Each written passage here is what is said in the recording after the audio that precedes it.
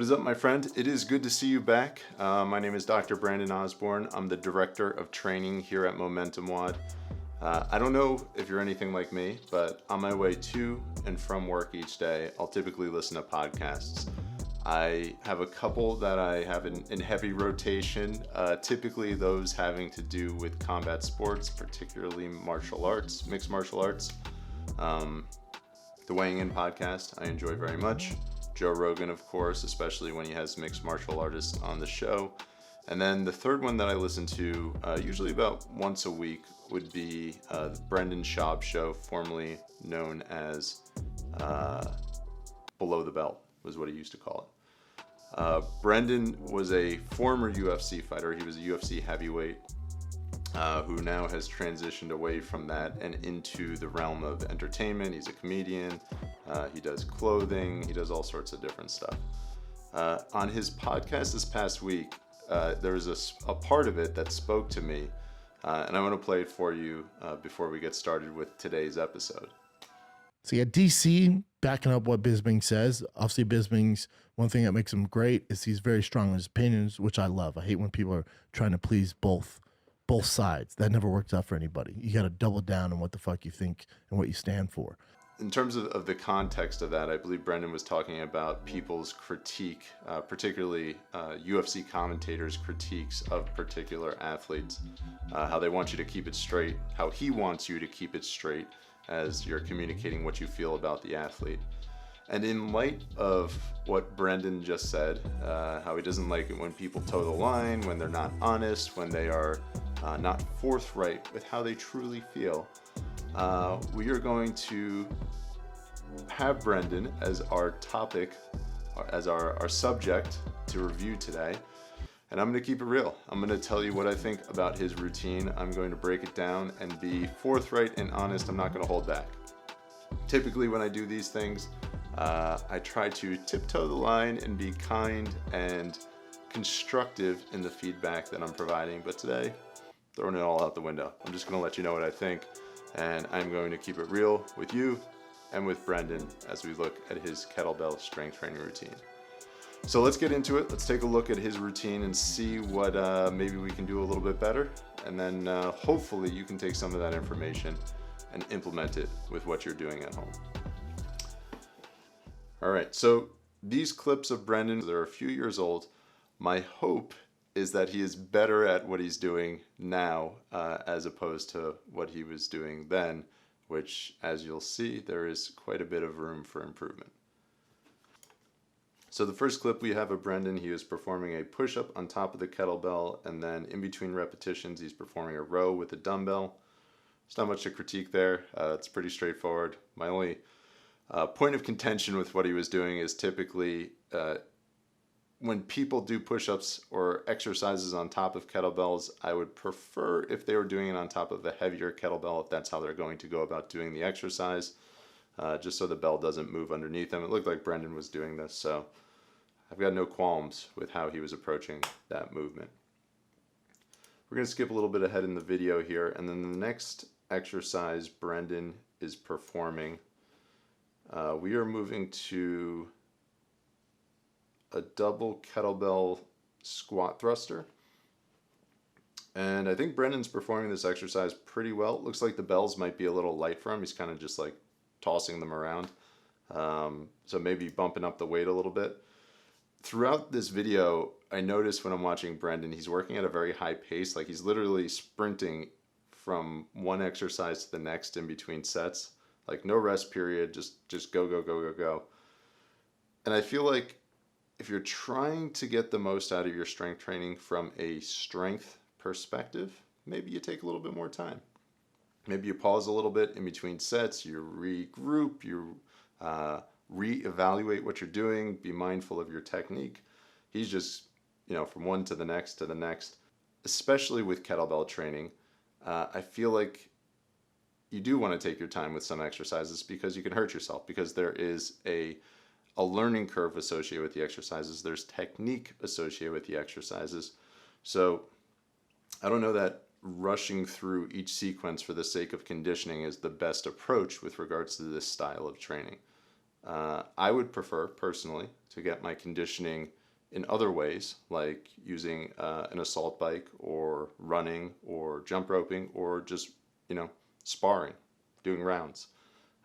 So I feel like you're leaving something on the table when you approach your strength training in this manner and you're just go, go, go, go, go all the time. So I would change that. I would do that differently. I would slow things down, focus on each repetition, focus on each set, and get the most out of it with regards to what you're there for, which is strength. So with this exercise, its technique actually isn't terrible, but like I said, I would just slow things down a little bit to get more out of the movement. So we're going to skip ahead again. The next thing we are looking at is kettlebell dead snatches, and this one I'm not a fan of. So once again, Brendan looks like he's using a weight that is not adequate given his strength. He looks like he's a really strong guy. He's just throwing the weight around. I don't like the execution of the snatch in this instance, and I'm actually not going to put that on Brendan. I'm going to put it on his trainer. I'm not exactly sure his trainer knows what he's doing when it comes to kettlebell training, because he probably wouldn't have Brendan doing the exercise in this fashion. With this snatch, I would much prefer you're going through a normal motion. You're hiking the bell through your legs, you're hip hinging, you're powering through the heels, powering through the posterior chain, driving that kettlebell vertically. Here, he's just doing like a pull with his arm. He's not taming the arc, so the bell is going too far away from his body, it's slamming on his forearm. There's just a lot wrong with the performance of this movement when he's doing it here in this fashion. And as we'll see later in the workout, I don't know that he should even be performing a snatch, period, just because his technique is not there yet. So this is a movement that you would move on to after a swing, after a clean, and then you could attempt a snatch if you know what you're doing with those other movements. So to me, there's way too much going on here that's wrong. I can't even comment on all of it because it's not even close, unfortunately. So I'm not towing the line here. I'm telling you how it is. All right, so we'll transition to a second video with Brendan performing kettlebell exercises. Here we're leading off. I'm not sure if he's performing deadlifts or squats. Maybe you can tell me. It's not clear. A little bit of both. And then the second movement, I'm not sure if he's performing swings or squats. He's borderline, scraping the ground with the kettlebell when he's coming through his backswing. I don't know if you can call it a backswing, but when you're swinging a kettlebell, you're not squatting, you're hinging. So back to my point about performing the snatches, if you don't have mastery of this movement, you shouldn't be moving on to more advanced movements. He does not have mastery of this movement. He's doing it completely incorrectly. And maybe it's a byproduct of the person that's training him not knowing what they're doing and giving him poor instruction. But the swing, which is one of the most fundamental ballistic exercises, it probably is the most fundamental ballistic kettlebell exercise, is an exercise where you're sending the hips back. It's like, I think I heard somebody talk about it this past week where they said it's like you're trying to close your car door with your butt. So send those hips back, drive into that hinge, power out of that hinge with your posterior chain. Here he's using quads, he's pulling with his shoulders, we've said this so many times, it hurts me to see it. So I think he just needs some better coaching when it comes to the movements. He's an athletic guy, he's capable of doing the exercise right. His instruction probably is not guiding him in the direction of being successful with his kettlebell training. So a fairly brief series of clips where we were looking at Brendan today. I think that's all I can handle, to be honest.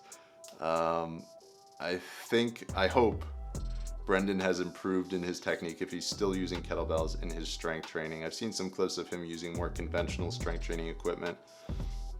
Maybe that's a better fit for him if he doesn't have good instruction, which I think would go a long way, not only with regards to making it more safe for him, but for him getting more out of his strength training, more out of his kettlebell training.